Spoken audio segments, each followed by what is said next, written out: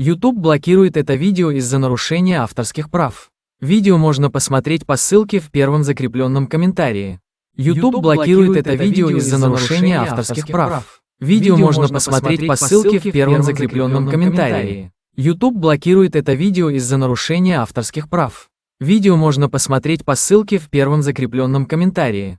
De nous asseoir près du feu avec une nouvelle paire de vêtements et leur offrant une soupe chaude et des couvertures pour nous envelopper, nous nous sommes blottis ensemble dans la chaleur. Mes sentiments de colère et de frustration ont commencé à bouillir. Comment ont-ils pu faire ça? J'espère qu'ils viennent dehors. Il y a plus de gens dehors. Nous devons aller les chercher. Non, ne te dérange pas, c'est ma belle-mère et mon mari inutiles. Ils nous ont laissé là pour geler. Tu dis un mensonge. Pourquoi ferais-tu une chose aussi horrible? Je savais que Becky était toujours comme ça, mais Lucia, pas moyen qu'il nous ferait ça. Attends une seconde. Becky, ce nom me dit quelque chose. Est-ce cette dame avec une fine silhouette, les lèvres pincées et sérieuses tout le temps? Porte-t-elle des lunettes pourpres et une taupe sur sa lèvre supérieure? La même. Comment la connaissez-vous? Elle a l'habitude de parcourir ces régions, mais c'est bizarre de faire une telle chose pendant cette période où les tempêtes de neige sont abondantes. En fait, je ne l'ai jamais vue dans ces parages pendant cette période de l'année. Maintenant, chérie, s'il te plaît, dis-nous comment tu la connais. Je suis sa belle-fille. Nous sommes venus de Floride parce qu'elle n'avait jamais vu son petit-fils Freddy depuis sa naissance. Je voulais vraiment qu'ils se lient d'amitié et se connaissent, mais Anne semblait désintéressée, même après que nous soyons venus de si loin. Freddy était blotti contre moi, endormi dans mes bras, avec un sourire sur son visage. Dieu merci, il allait bien. Dieu merci, il était en sécurité. Comment son petit corps a survécu tout cela? Encore un mystère pour moi.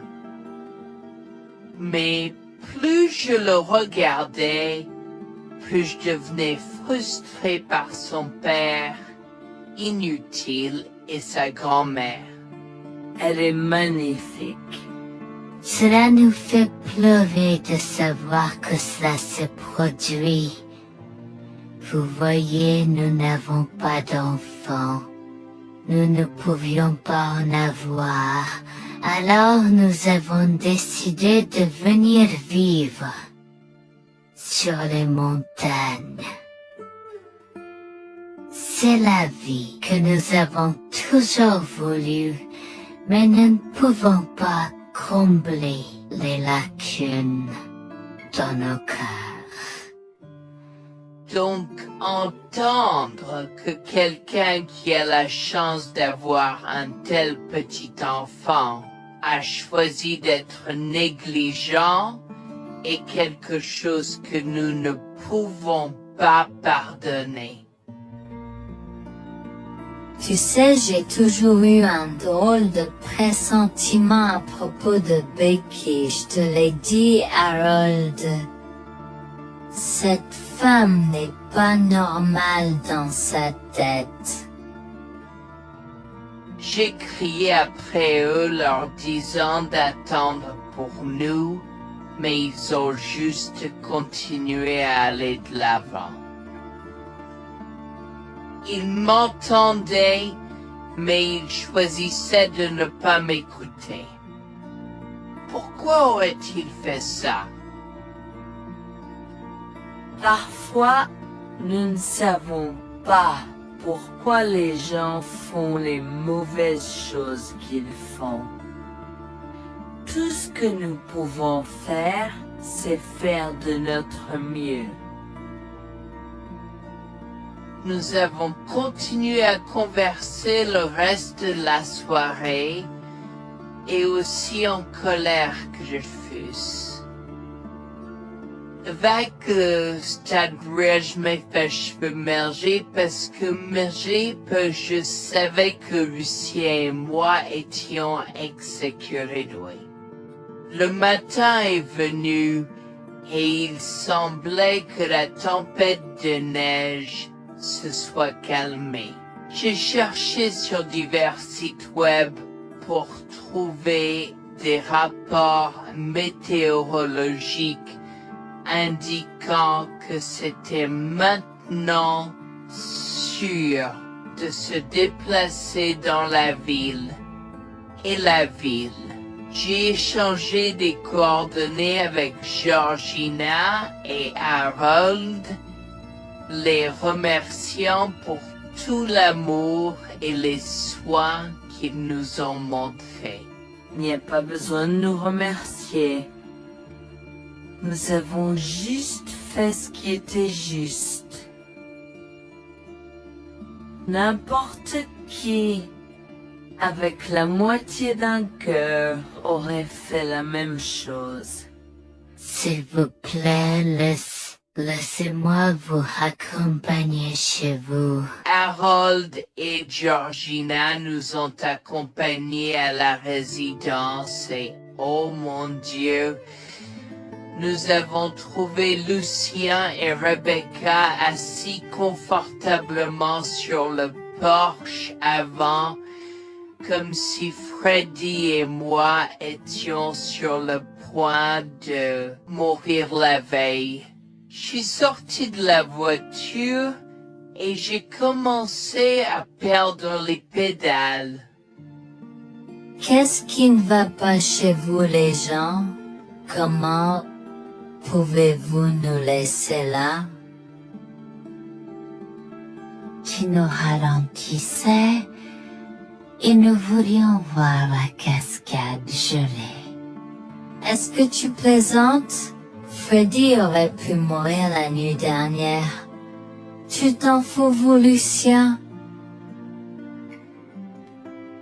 Pour être juste, tu aurais pu simplement rester à la maison si tu n'étais vraiment pas prêt pour cette aventure. Je jure devant Dieu, à ce moment-là, ma vision est devenue rouge. J'étais prêt à attaquer, à donner des coups de pied, à crier et à hurler pour que le monde entier entende à quel point ces gens étaient horribles. Non seulement ils nous ont laissés là, mais ils semblaient ne pas se soucier de ce qu'ils avaient fait. C'était presque comme s'ils essayaient de nous tuer. Avant que je ne puisse lancer une série d'actions et de mots qui ne pourraient pas être repris, Harold m'a retenu, me disant de me calmer, car Freddy était toujours dans la voiture avec Georgina. En assistant à toute cette scène, Il m'a fallu un moment pour me calmer. Mais même si j'avais calmé, j'étais toujours agressif et argumentatif. Vous nous avez laissés là. Nous aurions pu mourir, Lucien. Tu t'en fous de ça? Tu t'en fous que ta mère ait essayé de nous tuer? Ne sois pas dramatique, Noémie. Elle n'essayait pas de faire ça. Regarde, la raison pour laquelle nous ne sommes pas revenus te chercher est parce que nous savions que tu trouverais de l'aide et un abri. Je veux dire, tu as toi-même indiqué cette cabane, n'est-ce pas? Il semble que tu aies obtenu l'aide dont tu avais besoin. Pas grâce à toi ou à ta mère.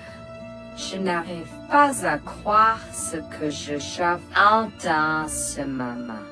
Assez, tout le monde. Ne me donne pas mal à la tête. Comment peux-tu être si froid et sans cœur envers ta femme? J'ai la moitié d'une idée de venir te frapper. Essaie, vieil homme. Je te mets au défi. Écoute, Noémie. Je suis désolée que tu n'aies pas pu gérer un peu le mauvais temps, mais je jure qu'il n'y avait aucune mauvaise intention de ma part. Écoute, Noémie, je suis désolé que tu n'aies pas pu gérer un peu le mauvais temps, mais je jure qu'il n'y avait aucune mauvaise intention de ma part. Oh oui. Pourquoi diable irais-tu faire de la randonnée à cette période de l'année? Nous ne te voyons jamais pendant cette période, alors quoi maintenant?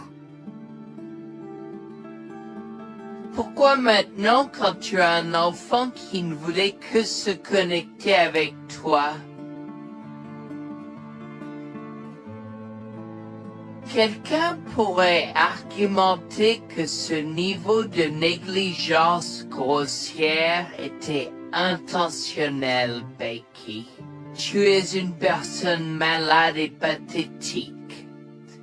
Cela a semblé faire fondre l'extérieur froid et dur de Becky, qui avait l'air douloureuse, du moins pendant un instant, avant de revenir à son extérieur de méchante sorcière de l'Ouest. Je ne sais pas ce que tu essaies d'insinuer, mais si tu cherches une bataille, je peux t'assurer que tu la perdras. Tu oublies que je suis une femme riche. J'ai accès au meilleur. Voyons comment ton petit argument va se passer en cours, vieil homme. Vous êtes pas là avec votre malade à jouer soir. Je souhaite que vous restiez fiers. Tu sais quoi, Noémie? Je m'en fiche maintenant. Je n'ai plus besoin de faire semblant devant toi. Et tout le monde. Alors, laisse-moi te dire les choses clairement pour que tout le monde puisse entendre. Je m'en fiche de toi et de ce bébé. Honnêtement, je souhaite que vous soyez tous les deux morts hier. Au moins, vous auriez arrêté de me déranger avec vos tentatives pour rencontrer ce bébé. Est-ce que je parais en avoir quelque chose à faire? J'ai fait mon geste vers elle comme si mon corps avait une volonté propre. Je me suis approché d'elle et l'ai giflée. J'ai continué à la gifler et à donner des coups de pied aussi forts que possible jusqu'à ce que Jack et Harold me déchirent. Tu m'insultes. Comment osais-je? Comment osez-vous vous asseoir là et défendre cette sorcière? Elle l'avait mérité.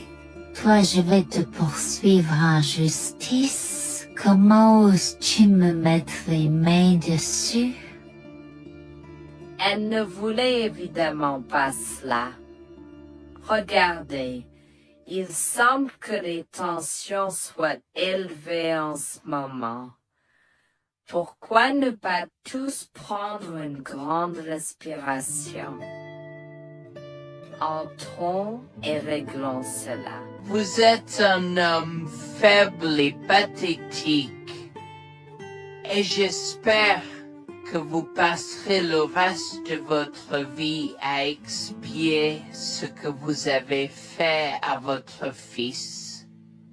Avant que Jack ne puisse répondre, je lui ai craché au visage avant de rentrer à l'intérieur, de prendre Freddy et ses affaires, et de monter dans la voiture avec Georgina et Freddy. Maman, j'ai peur. Que se passe-t-il? Pourquoi tu combattu grand-mère? Chérie, je suis vraiment désolée que tu aies dû voir ça. Les choses sont beaucoup plus compliquées ici et je ne veux pas te mentir. Mais je crains que tu ne sois un peu trop jeune pour comprendre. Mais pour l'instant, je suis désolée de devoir te dire que pour l'instant, il semble que grand-mère et papa ne veulent pas de nous ici. Nous ne pouvons pas être ici parce que papa et grand-mère ne sont pas très gentils et je ne veux pas que tu sois autour de personnes qui ne sont pas gentilles. Mais Georgina et Harold sont gentils, n'est-ce pas? Oui, j'aime Georgina et Harold. Harold et Georgina peuvent-ils être mes grands-parents? Oh mon Dieu, mon petit enfant, tu me fais pleurer. Bien sûr, je peux être ta grand-mère. Oh mon Dieu, mon petit enfant, tu me fais pleurer. Bien sûr, je peux être ta grand-mère. Je serai toujours ton ami et je te promets de prendre soin de toi si tu as besoin de moi. Harold a pris la voiture et nous a emmenés à un hôtel où nous avons pu nous reposer et nous remettre de nos émotions, mais malheureusement tout l'événement était un peu trop difficile à gérer. J'y avais très peur pour l'avenir pour Dieu, tant Freddy que moi, car cela signifiait le divorce. J'avais peur, Bertie, qu'ils obtiennent la garde de Freddy. Décidé de parler au gymnase et s'est préparé de la question une fois que Freddy s'était endormi. Que vais-je faire? Je vais aller en prison? Nonsense. Cette sorcière ne portera pas plainte. Et si elle ne faisait? Elle ne le fera pas. car nous avons des preuves de sa conspiration pour commettre un meurtre. Comment? Nous sommes toujours préparés, chérie. Nous avons secrètement enregistré toutes les preuves. Maintenant, vous pouvez emporter cet enregistrement avec vous et l'utiliser contre votre mari et belle-mère au tribunal. Vous êtes des anges déguisés. Comment avez-vous fait ça? Quand? Comment? Chut, mon enfant, ne t'inquiète pas de tout ça. Écoute simplement l'enregistrement audio. Nous avons écouté et effectivement toutes les preuves avaient été enregistrées, y compris la partie où j'ai attaqué physiquement sa mère. Maintenant, ils vont me faire pour coups et blessures. Oh mon Dieu, pourquoi je fais ça? Maintenant, Bonjour, je m'appelle Jeanne et j'ai 37 ans. Je rédige ceci parce que l'année dernière a été très difficile pour moi et mon mari Jules. Nous avons beaucoup progressé depuis cet incident et je veux juste partager cette histoire pour aider quiconque pourrait se trouver dans une position similaire. Laissez-moi d'abord vous raconter comment j'ai rencontré mon mari, adorable. Tout a commencé de la manière la plus inattendue, dans un hôpital. Jules et moi nous sommes retrouvés à passer une longue nuit devant la salle d'urgence remplie d'inquiétude et incapables de partir. Jules était là parce que sa sœur avait eu un grave accident de voiture alors que ma mère a souffert d'une crise cardiaque. Dans cet espace partagé d'inquiétude et d'incertitude, nous avons trouvé du réconfort dans la présence de l'autre. Nous avons parlé facilement, découvrant un terrain d'entente et une compréhension réelle. Comme nous avons réalisé que cela prendrait un certain temps avant d'avoir des nouvelles des médecins, nous avons décidé de faire une pause et de prendre un café au café de l'hôpital. Nous ne savions pas que ces rencontres fortuites allaient changer nos vies à jamais. Au fur et à mesure que la nuit se transformait en aube, nous avons échangé des numéros avant de nous séparer à contre-séance. Pendant que la condition de ma mère se stabilisait et qu'elle commençait sa convalescence, la sœur de Jules faisait face à un voyage plus difficile. L'accident l'avait laissée avec de graves lésions de la moelle épinière et des blessures cérébrales, et elle était paralysée de la taille aux pieds. Jules était dévasté, partagé entre le soulagement qu'elle ait survécu et la tristesse face aux défis qu'elle allait maintenant affronter. Au cours des mois suivants, Jules et moi sommes restés en contact, nous nous soutenons émotionnellement pendant les convalescences de nos proches. Nos conversations ont progressivement changé, nous permettant de partager nos espoirs, nos rêves et nos peurs. Dans l'un de ces échanges sincères, Jules a eu le courage de m'inviter à prendre un café, un rappel significatif de l'endroit où notre connexion avait d'abord fleuri. Notre amour a grandi rapidement, alimenté par la fondation que nous avons construite pendant nos moments les plus sombres. Welfare vers la réalité de l'autre et avons avoir réfléchi. Cela n'a pas pris longtemps pour que nous réalisions que nous avions trouvé quelque chose de vraiment spécial. Après 2 ans de fréquentation, Jules m'a demandé en mariage. Avec une joie débordante, j'ai dit oui avec enthousiasme. Notre mariage était une petite et intime célébration, honorant l'amour qui est né de nos épreuves partagées. À ce moment-là, la sœur de Jules avait besoin de soins spécialisés, et il, étant le membre de la famille le plus proche, a pris la responsabilité. Cependant, il avait également besoin d'un travail temps plein pour gérer les factures qui s'accumulaient. Inquiète qu'il soit accablé, Jules a travaillé sans relâche pour subvenir aux besoins de sa sœur et de notre avenir ensemble. Un jour, je l'ai assis et l'ai rassuré en lui disant que nous étions une équipe faisant le défi de la vie ensemble. Chérie, j'ai besoin de te parler de quelque chose d'important. S'il te plaît, prends place. De quoi s'agit-il? Tu as l'air sérieuse, tout va bien? D'une certaine manière, non. Je t'ai vu lutter pendant un certain temps maintenant. Tu sais que tu peux me demander de l'aide, n'est-ce pas? Bien sûr que je le sais. Je ne veux juste pas t'imposer mes problèmes, tu sais. Mon chéri, nous sommes une équipe. Je veux que tu te souviennes toujours de ça. Nous faisons face aux défis de la vie ensemble et il n'y a rien d'individuel dans notre relation, seulement la nôtre. Je veux te soutenir, toi et ta sœur, de toutes les manières possibles. Cela signifie beaucoup pour moi, bébé. Tu as été incroyable tout au long de tout cela. Je ne sais pas ce que je ferais sans toi. C'est exactement pourquoi je voulais en parler. J'ai réfléchi à la prise en charge d'Abby et à l'impact que cela a sur ton travail. Et si nous envisageons de la placer dans une maison de retraite? Et avant que tu ne poses la question, je connais une bonne où ma grand-mère était vraiment heureuse. Elle a même préféré cela à vivre à ce métier. Je ne sais pas, je veux dire, c'est une décision importante et risquée à prendre. Je comprends, mais réfléchis grec. Cela permettrait de te trouver un meilleur emploi payant pour que nous puissions nous assurer qu'Abby reçoit les soins qu'elle mérite.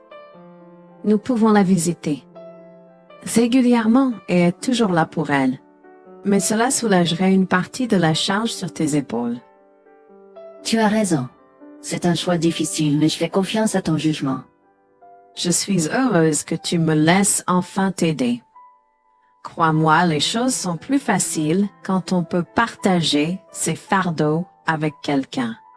Je veux dire, c'est comme ça que nous nous sommes trouvés, non? Comment pourrais-je jamais l'oublier?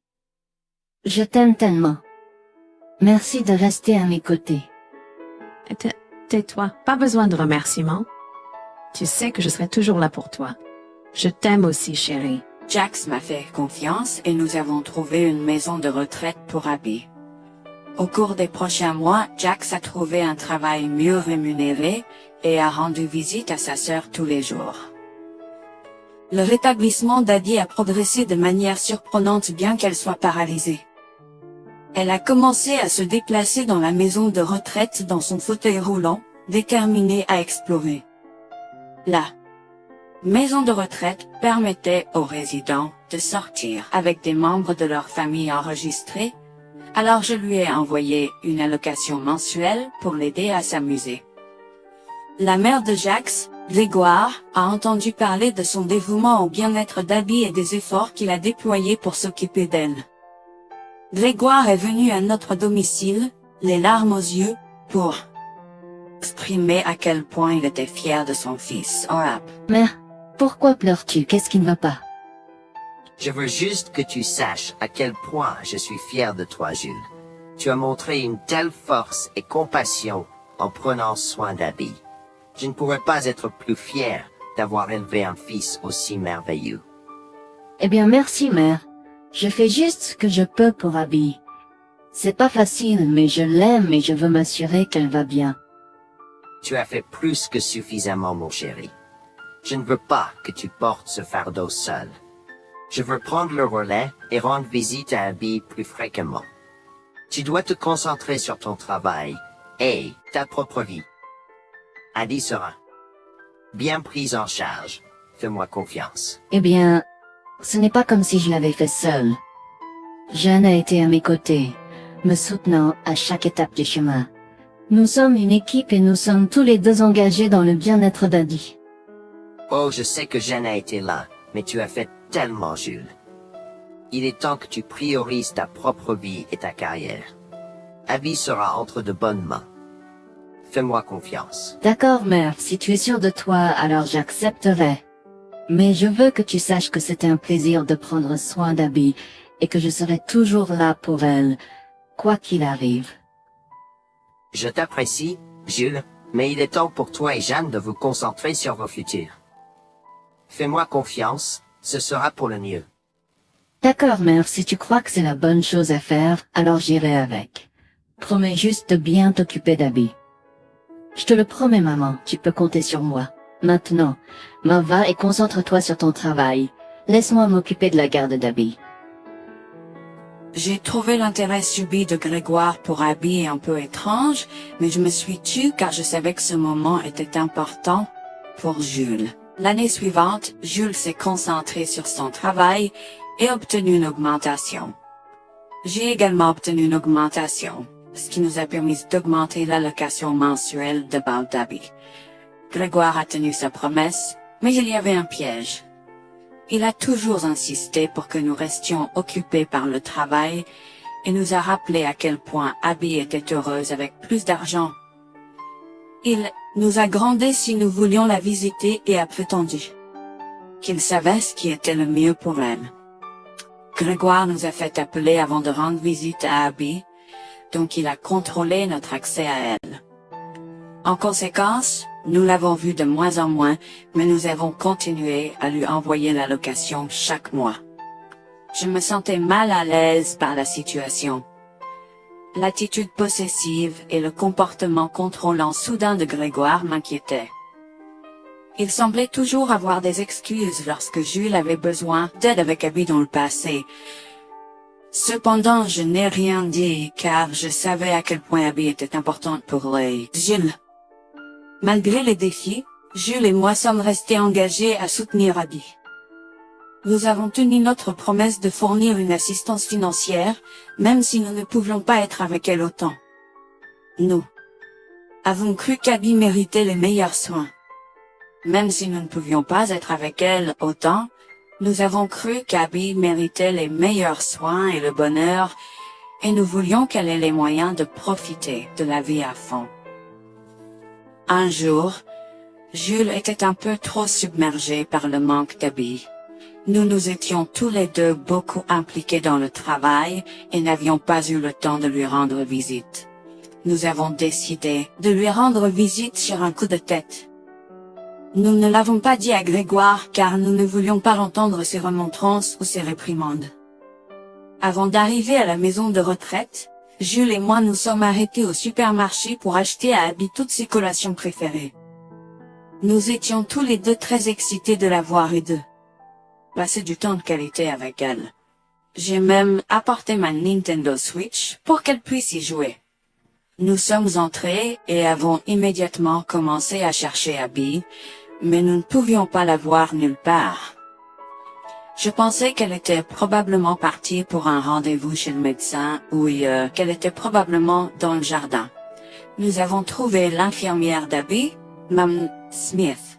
Elle nous a regardés avec confusion. « Excusez-moi, pourriez-vous nous dire où est Abby? Nous la cherchons. » Jolene, savez-vous pas ce qui s'est passé? Non, nous n'en savons rien. S'il vous plaît, dites-le nous.